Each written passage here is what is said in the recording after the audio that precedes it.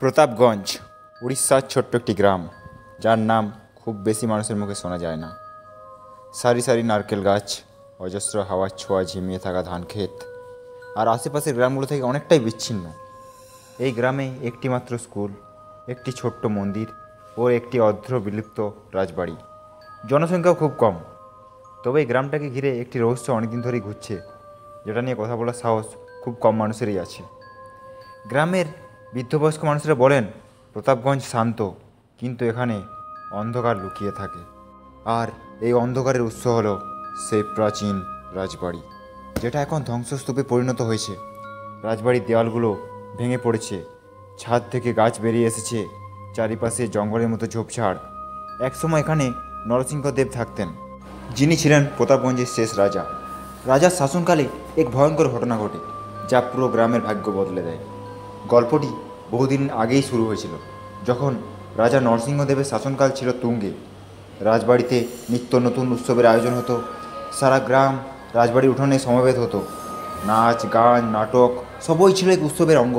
কিন্তু সবচেয়ে আকর্ষণীয় ছিল এক নর্তকী, যে ছিল ওই গ্রামেরই এক রহস্যময় চরিত্র। রাজবাড়িতে যখনই কোনো উৎসব হতো, তখনই ওই নর্তকী এসে হাজির হতো। কেউ জানতো না সে কোথা থেকে আসতো। তার নাম, পরিচয় কিছুই কারো জানা ছিল না। তার শরীরের প্রতিটি ভঙ্গিমায় এমন এক মায়া ছিল যে একবার তার নাচ দেখা মানেই তার প্রেমে পড়ে যাওয়া। সবাই তাকে নর্তকী ওয়ালি বলেই ডাকত। কোনোদিনও কেউ তাকে স্পর্শ করতে পারেনি। নাচ শেষ হলেই সে যেন কোথাও উধাও হয়ে যেত। একদিন রাজা নরসিংহদেব তার কাছে গেলেন। তিনি জিজ্ঞাসা করলেন, তুমি কে? তোমার নাচ তো মনোমুগ্ধকর, কিন্তু তুমি কখনো কথা বলো না। তখন ওই মহিলা হালকা হেসে বললেন, আমি শুধু নাচের জন্যই বেঁচে আছি রাজন। আমার পরিচয় নাচের মধ্যেই আছে। রাজা তার কথায় সম্পূর্ণ মুগ্ধ হয়ে এলেন, কিন্তু তার মধ্যে একটা অদ্ভুত অনুভূতি কাজ করছিল।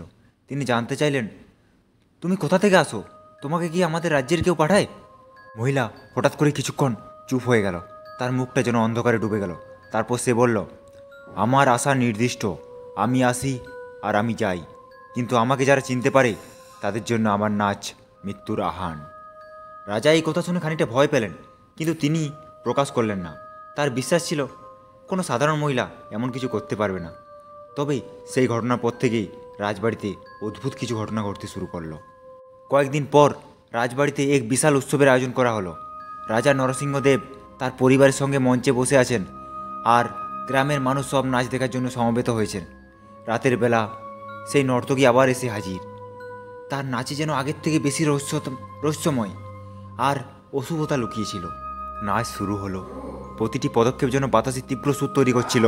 তার নাচের মুদ্রা ছিল মুগ্ধকর, কিন্তু সবার মনে হচ্ছিল যেন কিছু একটা ভুল হচ্ছে। ধীরে ধীরে নাচের গতি এতটাই বেড়ে গেল যে সবার মনে ভীতির সঞ্চার হলো।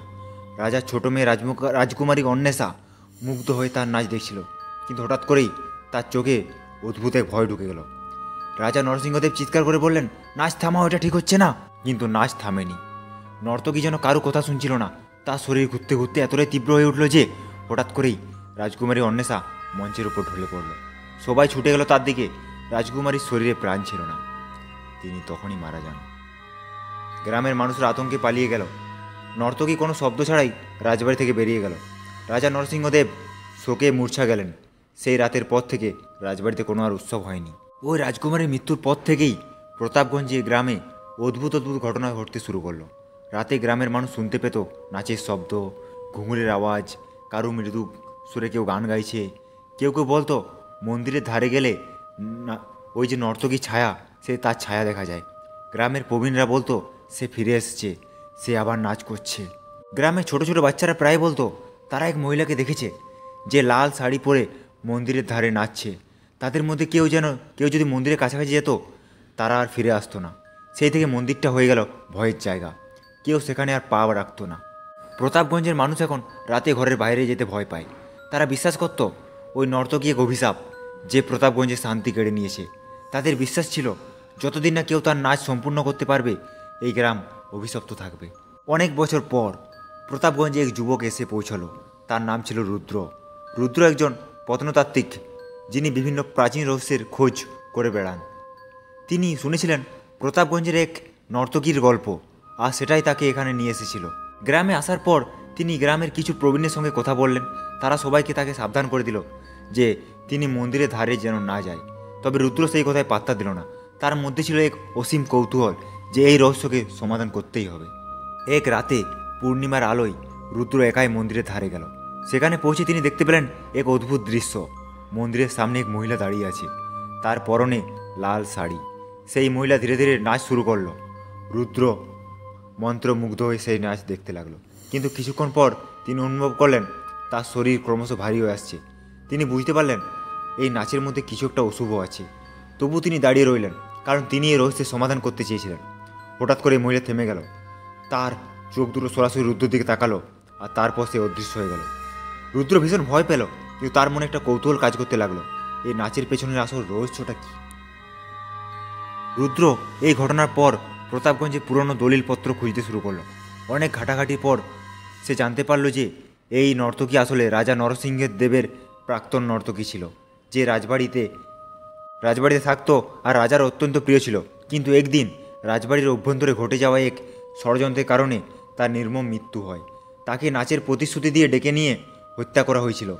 তার নাচ ছিল অসম্পূর্ণ, আর সেই অপূর্ণ নাচের প্রতিশোধ নিতে তার আত্মা রাজবাড়ির উপর অভিশাপ নিয়ে ফিরে আসে। রুদ্র বুঝতে পারল প্রতাপগঞ্জের গ্রামবাসীদের এই দুর্ভোগের পেছনে আসলে সেই অপূর্ণ আত্মার প্রতিশোধ স্পৃহা রয়েছে। তার মৃত্যুর পর থেকেই গ্রামে অভিশাপ নেমে আসে, কিন্তু এই অভিশাপ থেকে মুক্তি পাওয়ার উপায় কী, এই প্রশ্নই তাকে অস্থির করে তুলল। রুদ্রর হাতে সময় খুব কম। গ্রামবাসীরা নর্তকীকে ভয় করে, কিন্তু রুদ্র জানত এই অভিশাপের শেকড় অনেক গভীরে। একমাত্র উপায় ছিল নর্তকীর শেষ নাচটি সম্পূর্ণ করা। রুদ্র গ্রামবাসীদের সাহায্য চাইল, কিন্তু কেউ সাহস করে এগিয়ে এলো না। সবাই বলল এটা অসম্ভব, তুমি যেই আত্মার সম্মুখীন হয়ে ফিরে আসতে পারবে না, তাকে ছুলেই মৃত্যু। কিন্তু রুদ্র তাতে থামল না। তিনি এক বৃদ্ধের কাছ থেকে জানতে পারলেন নর্তকীর আত্মা তার শেষ নাচ শেষ করার জন্য অপেক্ষা করছে। যদি কেউ তাকে সেই নাচটি করতে সাহায্য করে, তবে তার আত্মা শান্তি পাবে এবং প্রতাপগঞ্জ অভিশাপ মুক্ত হবে। পূর্ণিমা রাত আসছে। সেই রাতেই রুদ্র সিদ্ধান্ত নিল তিনি সেই আত্মাকে তার শেষ নাচটি শেষ করতে দেবেন। তিনি জানেন এটি অত্যন্ত বিপজ্জনক, কিন্তু গ্রামবাসীকে রক্ষা করার এটি একমাত্র উপায়। রাত গভীর হলো। রুদ্র একাই মন্দিরের কাছে গেল। মন্দিরের ধারে পা রাখা মাত্রই হঠাৎ বাতাস থমকে গেল। গাছের পাতাগুলো যেন স্থির হয়ে রইল। নর্তকীর আত্মা আবার উপস্থিত হলো। তার চোখে ছিল চরম বিষাদ, তার পদক্ষেপ ছিল ভারী। রুদ্র তার দিকে এগিয়ে গিয়ে মাথা নত করল এবং বলল, তোমার নাচ শেষ হওয়া বাকি, আমি এসেছি তোমাকে সাহায্য করতে। ওই নর্তকীর আত্মা কোনো কথা বলল না, কিন্তু তার চোখে এক অদ্ভুত পরিবর্তন এলো। সে নাচ শুরু করলো, প্রথমে ধীরে ধীরে, তারপর ধীরে ধীরে তীব্র গতিতে। রুদ্র নাচের তাল মেলানোর চেষ্টা করলো। তার মনে ভয় হলেও সে জানতো এই মুহূর্ত তার জন্য অত্যন্ত গুরুত্বপূর্ণ। কিছুক্ষণ পর নাচের গতি আরও তীব্র হয়ে গেল। রুদ্র তার সমস্ত শক্তি দিয়ে সেই নাচের সঙ্গে তাল মেলালো। তার মনে হচ্ছিল যেন সময় থেমে গেছে, চারপাশে সব কিছু আবঝা হয়ে যাচ্ছে, শুধুমাত্র সেই নর্তকীর নাচের আওয়াজ আর তার চারপাশে ভেসে উঠছে। অবশেষে নাচ থামলো। রুদ্র নিঃশ্বাস নিতে পারছিল না। সে চোখ তুলে তাকালো, দেখলো নর্তকী মৃদু হাসি দিয়ে তার দিকে তাকিয়ে আছে। তারপর ধীরে ধীরে সে ম্লান হতে লাগলো এবং এক সময় পুরোপুরি অদৃশ্য হয়ে গেল। রুদ্র বুঝতে পারল ওই নর্তকীর আত্মা এবার মুক্তি পেয়েছে। সে তার শেষ নাচটি সম্পূর্ণ করেছে। প্রতাপগঞ্জ গ্রাম এখন অভিশাপ থেকে মুক্ত হলো। পরের দিন সকালে প্রতাপগঞ্জে আবার সেই চিরাচরিত শান্তি ফিরে এলো। গ্রামবাসীরা বুঝতে পারল ওই নর্তকী আর কখনো ফিরে আসবে না। রুদ্র তাদের জন্য গ্রামটিকে অভিশাপ মুক্ত করতে পেরেছে। তার সাহস আর অধ্যাবসায়কে সবাই শ্রদ্ধা জানালো। প্রতাপগঞ্জ এখন আর কোনো অন্ধকার নেই, আর সেই পুরনো মন্দির এখন মুক্ত আর শান্তির প্রতীক হয়ে দাঁড়িয়ে আছে। কিন্তু সেই রাতে রুদ্র বুঝেছিল প্রতিটি রহস্যের গভীরে একটা সত্য লুকিয়ে থাকে, যা একসময় মুক্তি পায়। যদি কেউ সত্যের মুখোমুখি দাঁড়াতে সাহস করে, তাহলেই সে সফল হয়।